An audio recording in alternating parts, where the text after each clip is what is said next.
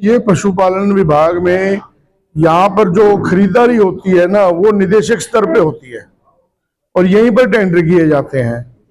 और जब टेंडर किए जाते हैं तो कुछ कंपनी को बुलाकर जो बिचौलिए हैं वो मीटिंग करते हैं कि कौन सी कंपनी को क्या प्रोडक्ट दिया जाएगा और उस प्रोडक्ट का रेट क्या होगा। जैसे 10 रुपए का प्रोडक्ट है भी, आप 200 रुपए दोगे और दूसरी कंपनी उसको 300 का सपोर्ट करेगी, उसका L1 आ जाएगा। और जब L1 आ जाएगा तो 10 रुपए का प्रोडक्ट 200 में लिया जाएगा तो 150 रुपए कमीशन मिल जाएगी। ये यहां से खेल शुरू होता है। और उसके अलावा अभी इन्होंने टेंडर किया, उसके अंदर एक नई कंडीशन डाल दी कि कंपनियों के सैंपल पहले लिए जाएंगे, जबकि आप टेंडर भरेंगे सैंपल बाद में चाहिए। सैंपल पहले मंगाने का मतलब यह है किस किस कंपनी के सैंपल आए और उस कंपनी से सेटिंग कर लें। भी मैंने अगर 10 प्रोडक्ट में काम करना है तो मैं 10 ही में बात करूंगा, मैंने 10 में 20 में काम करना है 20 में काम करूंगा। तो सबको बुलाकर होटल में मीटिंग की जाती है कि आपके ये प्रोडक्ट हैं, आप ये प्रोडक्ट विभाग को कितने रेट में दोगे। वो बोलता है जी मैं 30 रुपए में दे दूंगा। वो कह रहे 30 नहीं, ये 1300 रुपए में देना है, 1300 रुपए में देना है, बाकी 800 रुपए हमको चाहिए। उसका रेट फिक्स हो गया। जब रेट फिक्स हो गया, जब वो टेंडर भरेगा तो लोगों की नजरों में L1 आ गया। जब L1 आ गया तो मगर पशुपालक को क्या मिला, अगर वो प्रोडक्ट 30 रुपए में खरीदा जाता तो ज्यादा पशुपालक उसको ले सकते थे, क्योंकि दवाई मोल नहीं बेची जाती, फ्री दी जाती है। मगर वो 1300 रुपए को मल्टीप्लाई करें तो आप ये देखिएगा मुश्किल से 10% पशुओं को वो दवाई दी जाएगी।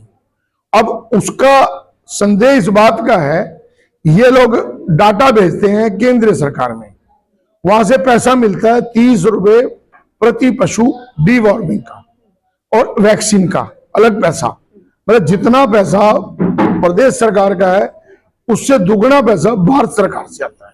नाबार्ड का बजट है, PMLI का बजट है, PFMI का बजट है, एम्बुलेंस का बजट है, सो मेनी बजट्स। और जिसके अंदर ये क्राइटेरिया होता है आपको इस बजट में ये चीज खरीदनी है, परंतु उसकी ये धज्जियां उड़ाते हैं। केंद्र सरकार ध्यान नहीं देती। केंद्र सरकार को तो यूसी चाहिए, भी आपने यूज कर लिया, परंतु यूज कैसे किया उसकी डिटेल कोई नहीं। अभी इन्होंने अभी सप्लाई आई एक ब्लैक लिस्टेड कंपनी की 14 करोड़ रुपए की, एक black listed company Watson laboratory जो विभाग से ही ब्लैक लिस्टेड है और वो फैक्ट्री भी नहीं है, ट्रेडर है वो। 14 करोड़ रुपए के उसको पिछले सप्ताह ऑर्डर दे दिए गए। क्यों दे दिए गए? 30% उसने कमीशन तय कर ली मंत्री के बिचौलियों से, और डायरेक्टर जो यहां लगता है वो रबड़ की स्टैंप है, 3 महीने के लिए लगता है, पैसे कमाए रिटायर हो गया, क्योंकि कोई परमानेंट डायरेक्टर तो है नहीं। अगर यहाँ पे किसी IAS को डायरेक्टर लगा दिया जाए तो वो 3 साल रहेगा और वो डिपार्टमेंट को सुधार देगा। ये सारे वेटरनरी डॉक्टर हैं, कोई नीचे रह के आया, किसी के ऊपर सेटिंग है, उनको पता ही नहीं है। सर, इस पूरे मामले को लेकर आप क्या किसी उच्च अधिकारी से मिले हैं? मैंने जांच की मांग कर 1500 चिट्ठियां लिखी हैं प्रधानमंत्री तक। मैंने प्रधानमंत्री की चिट्ठी 22 जनवरी की आपको दी है, जो मारक हुई है। जांच के लिए चिट्ठी आती है, वो घूमते घूमते निदेशक के पास पहुंच जाती है और निदेशक के यहाँ लिखा जाता है सब कुछ ठीक है। जब चोर ही इंक्वायरी करेगा तो कैसे उसको, या तो उसकी इंक्वायरी किसी IAS ऑफिसर से कराएं या कोई सेंट्रल एजेंसी से कराएं।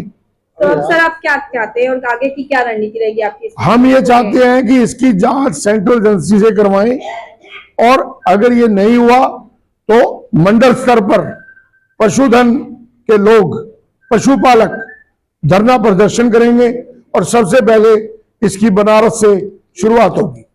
यह एक मिशन है कि मेरा कोई राजनीतिक मतलब नहीं है, मेरी कोई पार्टी नहीं है, मेरा मिशन एक है कि जिसको हम माता कहते हैं, उस माता के लिए जो हमको देती है, दुनिया के अंदर कोई भी ऐसा जीव और इंसान नहीं है जो सिर्फ देता हो। हर इंसान या जानवर कुछ लेता भी है, जबकि गाय हमसे कुछ लेती नहीं है। उसकी हर चीज, गोबर भी वो देती है, पेशाब भी देती है, दूध भी देती है, इवन तक मरने के बावजूद भी वो देती है। तो उसके लिए अगर ऐसा भ्रष्टाचारियों की तरफ से ऐसा हुआ तो इससे बड़ा दुर्भाग्य नहीं है, इससे बढ़िया कलयुग नहीं हो सकता। देश दुनिया की खबरों को देखने के लिए हमारे news channel HR TV live को सब्सक्राइब करें